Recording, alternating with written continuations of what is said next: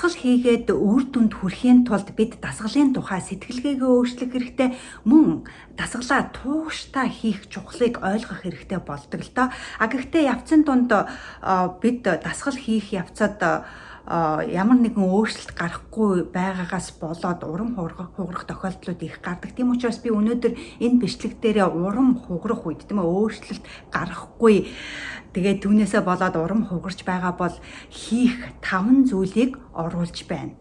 За тэгэхээр эхнийх нь юу вэ гэвэл дасгал хийгээд урам хугарсан тохиолдолд дасгалынхаа үйл явцыг бичиж тэмдэглэх хэрэгтэй. Нэгсэндээ дасгал хийснээр таны нойронд хэрхэн нөлөөлж байна вэ? Дасгал хийснээр таны хоол идэх аппетитэнд хэрхэн нөлөөлж байна вэ? Дасгал хийснээр таны бие ямар шуухан байна вэ? Эрч хүчтэй байна уу? Улам ядарч байна уу? Тэр бүгдийгээ бишиж тэмдэглэнэ. Дасгал хийснээр таны оюун ухаанд хэрхэн нөлөөлж байна вэ? Таны гэр бүлтэйгээ харьцах харьцаанд хэрхэн нөлөөлж байна вэ? Тэр бүгдийгээ нэгэнгүй бичиж тэмдэглэнэ.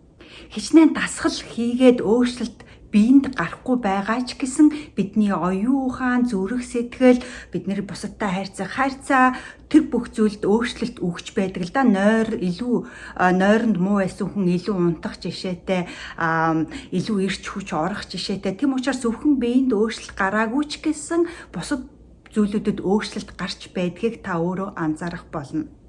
За ингээ хоёрдугаарт юу оруулж байна вэ гэвэл дасгал хийгээд өөрчлөлт гарахгүй урам хугарч байгаа тохиолдолд та өөрийнхөө бичлэгийг аваарай.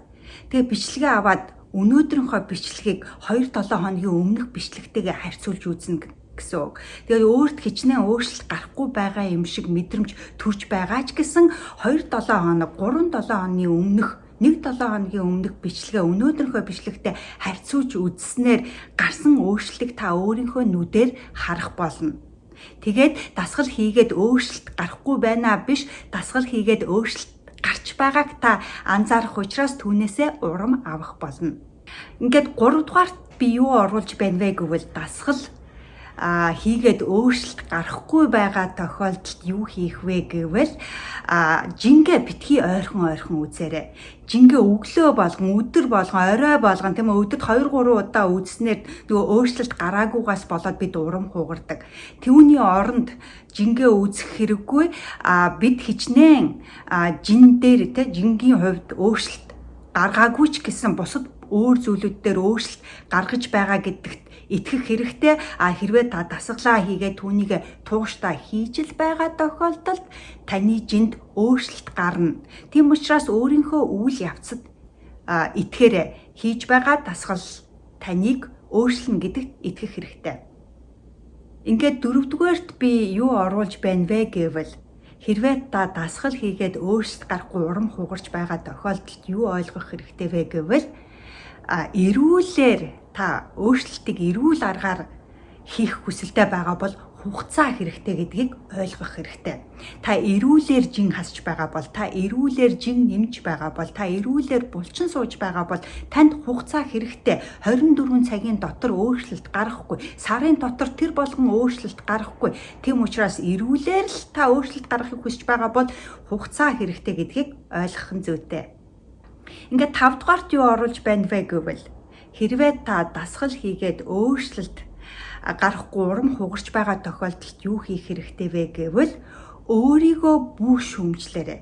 Та хамгийн сайнаар хийж байгаа, та чадах бүхнээ зориулж байгаа гэдгээ мэдэх хэрэгтэй. Ингэж байгаа тохиолдолд та өөрийгөө бүх шүмжлээрэй. Та харин өөрийгөө дэмжээрэй. Өөрийнхөө талд зогсоороо та чадаж байна, та мундаг байна, цааш нь урам зоригтой үргэлжлүүлээрэ гэдгийг хэлэх хүсэлтэй байна.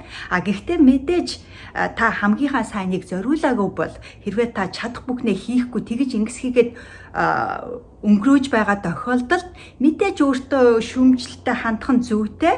Энэ тохиолдолд өөрийгөө шахаж цааш нь түлхэж өгөх хэрэгтэй. Гэхдээ та бүх чадхаа хийж байгаа тохиолдолд өөрийгөө шүмжлэх хэрэггүй. Танд хугацаа хэрэгтэй, та төвчээртэй байх хэрэгтэй. Тэгээ хийж байгаа үйлдэлтэй итгэх хэрэгтэй.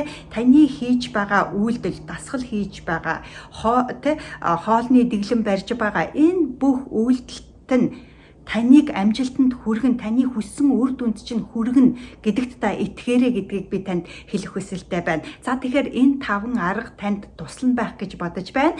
Хэрвээ танд таалагдсан бол лайк өгөөрэй, миний YouTube суугт subscribe хийгээрэй. Тэгэхээр цааш нь урган хугарч байгаа найз нөхдөдтэй хүргэж тус хүргээрэй. Хүс хий хүр зөвхөн таны өөрийн хүсэл эрмэлзэл таныг амжилтанд хүргэнэ.